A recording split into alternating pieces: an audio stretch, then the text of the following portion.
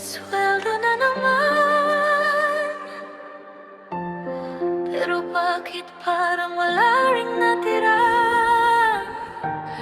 Habang dumadami ang resibo, unti-unti rin akong nauubos.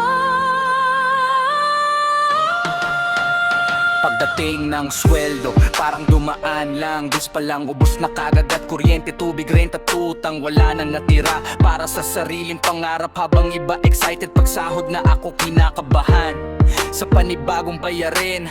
Parang kada piso may nakapilang problema na naghihintay lang na kunin lahat sa akin. Maagang gumigising kahit kulang sa tulog, kasi bawal mawala ng trabaho ngayon.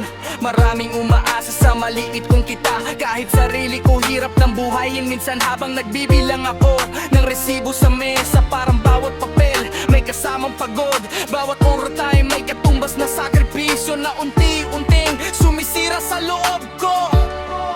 Ubos na naman para sa pamilya lahat, habang sarili kong pangarap unti-unting nawawala. Resibo sa ibabaw ng lamesa, parang paalala ng responsibilidad. Kahit pagod na ang puso, patuloy pa ring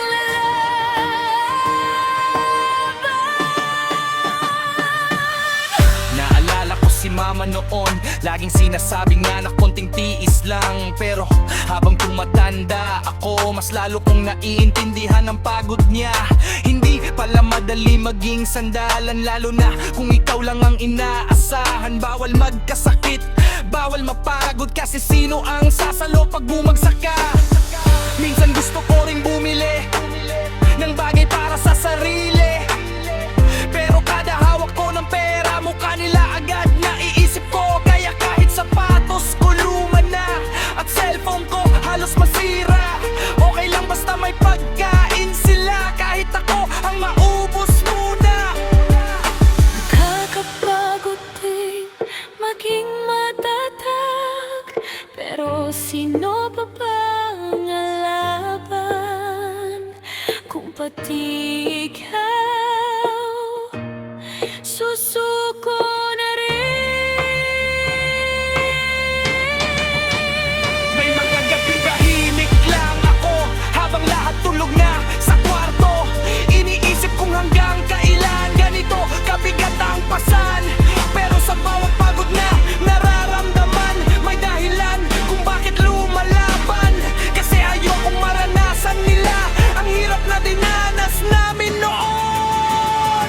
Balang araw magiging maayos din, di man ngayon, pero darating. At kapag dumating ang panahong yon, ipapahinga ko rin ang sarili ko.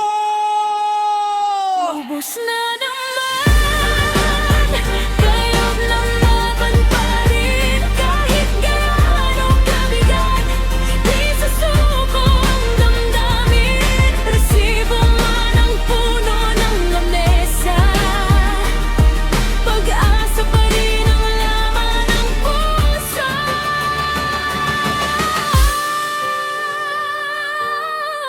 Kahit unti-unting nauubos, patuloy pa rin babangon.